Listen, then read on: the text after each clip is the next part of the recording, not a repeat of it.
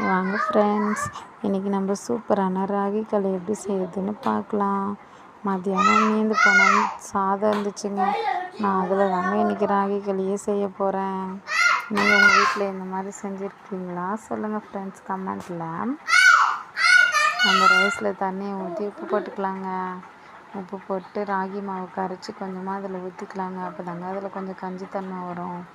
நம்ம ராகி மாவு போட்டு 10 மினிட்ஸ் நல்லா மூடி போட்டு வேக வைக்கணுங்க. வேக வச்சு எடுத்துட்ட பின்னாடி களிக்கோல் வச்சு நல்லா கலரி எடுக்கணுங்க.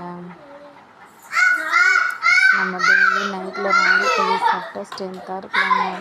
அது மட்டும் இல்லைங்க, வெயிட் லாஸ் கூட பண்ணலாங்க. ராகி களி சாப்பிட்டா நல்லா தூக்கம் கூட வருங்க. எவ்வளோ பேருக்கு ராகி களி பிடிக்கும்னு சொல்லுங்கள் ஃப்ரெண்ட்ஸ்.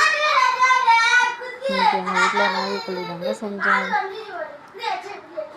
நல்லா தட்டில் வச்சு கீரைக்குழம்பு கார சட்னி வச்சு சாப்பிட்டோங்க. சூப்பராக இருந்துச்சுங்க. பிடிச்சிருந்தா லைக் பண்ணுங்கள், சப்ஸ்கிரைப் பண்ணுங்கள். Thank you friends. நீங்களும் வீட்டில் இந்த மாதிரி